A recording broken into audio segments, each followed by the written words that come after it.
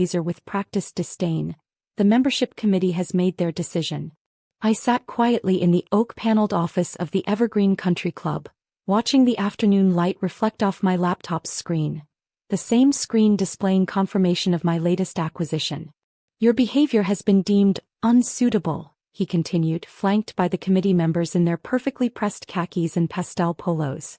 The standards of Evergreen must be maintained. Unsuitable. I kept my voice neutral, thinking of the papers my lawyers had finalized that morning. The incident at the charity gala. Mrs. Whitmore spoke up, pearls gleaming. Speaking to the staff like equals. Suggesting the club's investment portfolio was.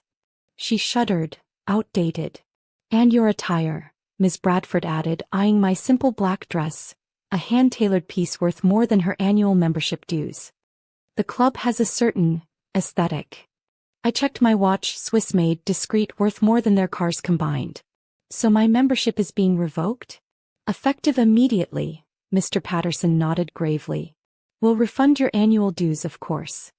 That won't be necessary, I said, opening my laptop.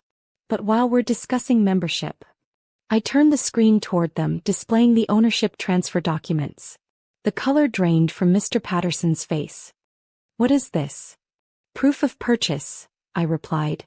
As of 9 this morning, Evergreen Country Club, along with its sister properties across the country, belongs to Phoenix Global Holdings.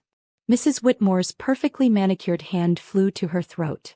Phoenix Global, the investment firm that's been buying luxury properties? My investment firm, I corrected gently, though I prefer to stay out of the spotlight. Usually. Through the window, I could see members enjoying their afternoon golf, unaware that their exclusive sanctuary had just changed hands. This must be a mistake, Mr. Patterson stammered. No mistake, I smiled, pulling up more documents. Along with the club, Phoenix Global now owns the marina where you dock your boats, the private airfield you use for your weekend getaways, and, most interestingly, the banks holding most of your mortgages. The membership committee sat in stunned silence as their world shifted beneath their designer loafers. So, I closed my laptop. About that membership revocation. The staff complaints, Ms. Bradford whispered, her golf visor suddenly less crisp. When you defended them, were filed with the owner, I nodded. Which, as it turns out, was me. Even then, the wage increases and healthcare benefits have already been approved. Mr. Patterson's hands trembled as he reviewed the ownership documents. The renovation budget you questioned will be audited, I confirmed. Along with every financial decision this committee has made in the past 5 years. My team is particularly interested in those emergency repairs to the marina, the ones that somehow cost 3 times the market rate. Through the club's bay windows, I could see my security detail arriving, not in uniform, but in suits that cost more than a year's membership. The investment portfolio, Mrs. Whitmore said faintly, when you said it was mismanaged, is now under Phoenix Global's control, I finished. Though I doubt your husband will enjoy explaining to his clients why their funds are being transferred to more competent managers. My phone buzzed with updates from my executive team. The simultaneous acquisition of 5 other exclusive clubs across the country, all part of today's carefully orchestrated takeover. Your clothes, Ms. Bradford muttered. We thought they were cheap. Handmade in Paris, I smiled, smoothing my simple dress. By artisans who work exclusively for my fashion subsidiaries. The same ones that supply those designer labels you love to flaunt. The afternoon sun cast long shadows across the membership committee's faces as they realized just how completely they'd misread the situation. The charity gala, Mr. Patterson said suddenly. When you were talking to the wait staff. My employees, I corrected. The catering company is one of my holdings. Along with the valet service, the florist, and that wine import business you're so proud of having an account with.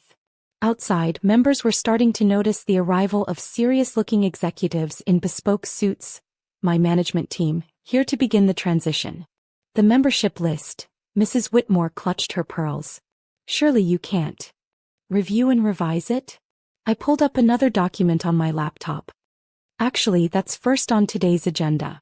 Along with a complete overhaul of the club's rather discriminatory acceptance policies. Mr. Patterson's club tie suddenly seemed to be choking him. But the traditions of exclusion, elitism, financial mismanagement. I raised an eyebrow. Those traditions end today. Though I'm sure the press would love to hear you defend them. As if on cue, my phone displayed alerts about Phoenix Global's latest acquisition. The first public acknowledgement of just who owned their precious sanctuary. Now, I stood straightening my designer dress. About that membership revocation. Mr. Patterson's hand shook as he reached for the revocation papers. We could reconsider. That won't be necessary, I smiled, pulling out my own documents. Because as of today the entire membership committee is being restructured. Mrs. Whitmore's perfectly coiffed hair seemed to deflate. You can't just remove you. Actually I can. And will. I slid the papers across the mahogany table. Though the SEC might be more interested in your husband's creative accounting for the club's investment fund. Through the window I could see more of my executives arriving, men and women whose net worth made the club's elite membership look like pocket change. The golf tournament next week, Ms. Bradford said weakly. The governor is attending. We'll proceed as planned, I nodded. Though he might be surprised to learn who's actually hosting him. My team has some interesting questions about those state contracts his brother-in-law keeps winning. The afternoon light caught my laptop's screen, displaying real-time updates as Phoenix Global's acquisition became public knowledge. The club's carefully cultivated image of exclusive power was crumbling with each news alert. Your table at the dining room, Mr. Patterson tried one last time. The one you complained about. Near the kitchen? I smiled. Will make an excellent location for my private office. The renovation starts tomorrow. Though I suspect the kitchen staff, who by the way now have full benefits and fair wages, will enjoy watching you explain yourselves to my audit team. My phone buzzed again. More notifications about Phoenix Global's expanding luxury portfolio. The same company they'd dismissed as new money when I'd hinted at my connections. The membership fees you paid, Mrs. Whitmore offered desperately. We can refund. Are less than what I spend on coffee each month, I cut in. Though I'm more interested in the fees you've been charging other members, particularly the ones who don't match your preferred demographic. The sound of helicopters approached, my executive transport arriving for the emergency board meeting that would reshape their precious institution. You see, I continued, gathering my things, while you were all busy deciding who was worthy of joining your club, I was busy buying it. And every other property and business you depend on to maintain your illusion of exclusivity. The board of directors, Mr. Patterson said weakly, watching through the window as my executive team assembled on the lawn. They won't stand for this. The board, I smiled, pulling up another document, was replaced this morning. Though most of them were quite eager to resign once they saw the audit results. Fascinating spending habits, by the way. Mrs. Whitmore's pearls clinked nervously as she shifted in her seat. The annual charity ball will proceed under new management, I confirmed.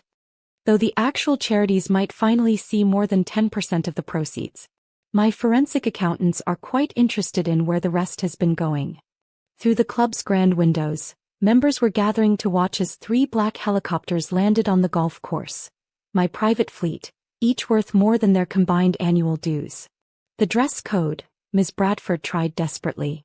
The standards you violated are being rewritten, I cut in. Along with the membership criteria that somehow rejected every qualified applicant who didn't fit your particular profile. My phone displayed another alert, global luxury markets responding to news of Phoenix Global's latest acquisition. The same markets that would soon reveal exactly who held the real power in their social circle. Your table complaints, Mr. Patterson muttered.